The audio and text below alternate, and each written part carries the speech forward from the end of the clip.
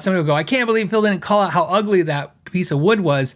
I actually like the imperfections in wood now. The Know Your Gear podcast. Alexander wants to know, Phil, would you prefer a maple cap over veneer? I have no preference whatsoever. One of the confusing things that I've done to you and to myself, and I really am trying to rectify it over the years, is in a deep dive video, I point out things like recently I just did the new Ibanez, and I'm like, hey, it's a 3-piece, basswood body.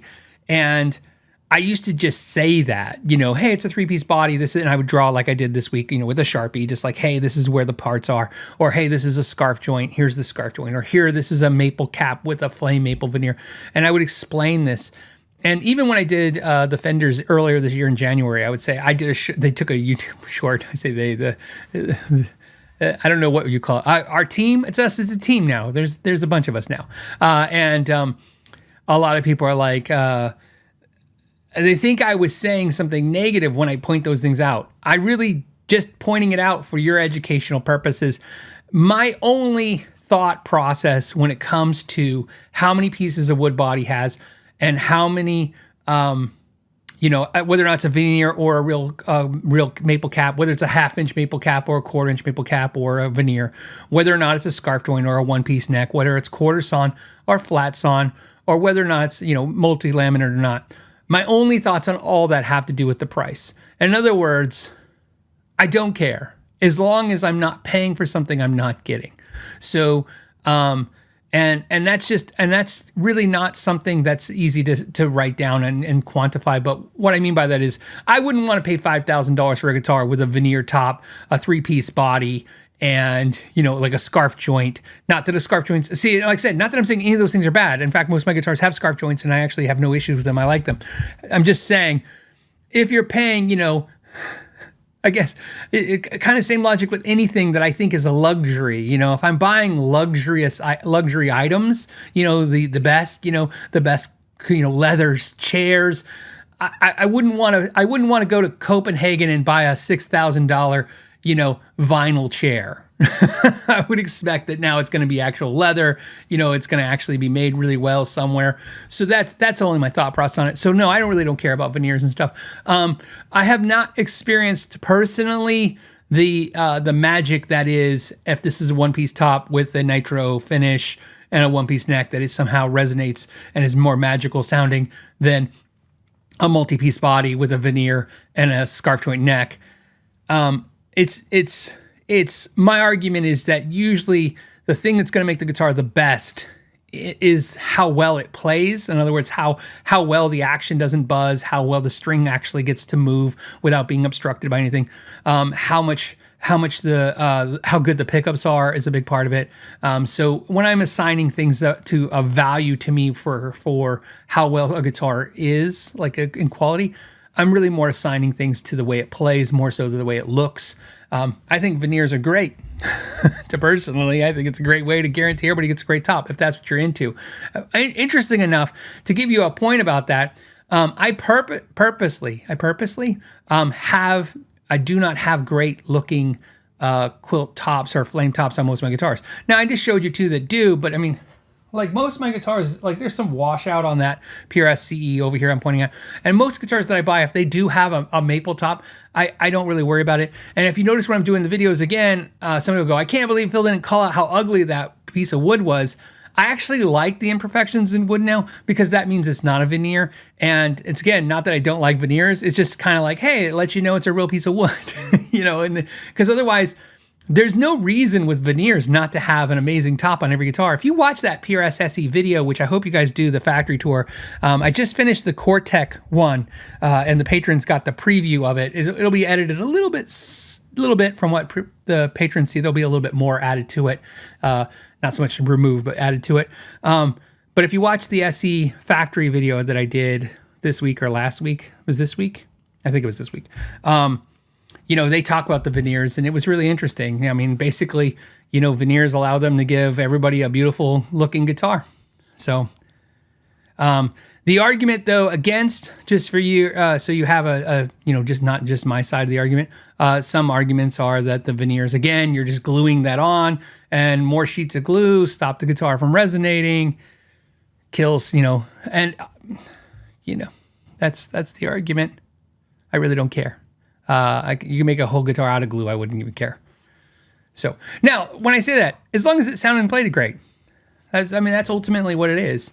You pick things up and they play great or they don't play great. They sound great or they don't sound great. And I can't figure it out sometimes myself. Sometimes a guitar that should be on paper magic just is like okay, and a guitar that should be sound like a concrete block sounds good.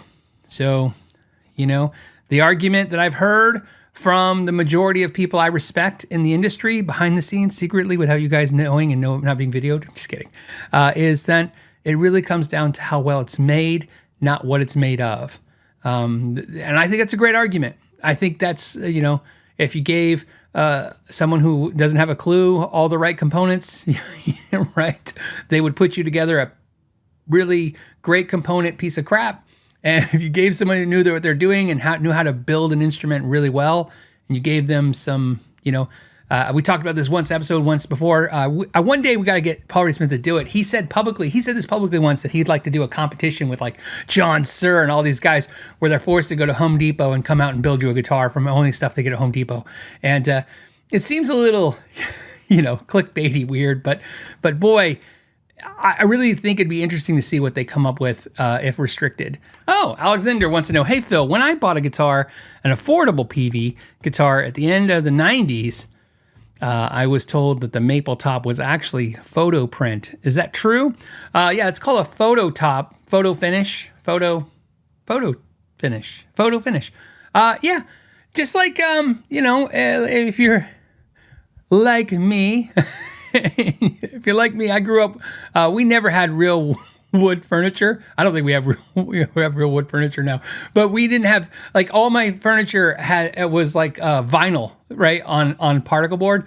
So my dresser and stuff, and then what happened is the corners would always peel, and then you could see the particle board, and the vinyl was like a picture of wood. So every piece of furniture I grew up with it was a picture of wood just glued to a particle board, because that's what you could afford, I guess. That's what my parents bought.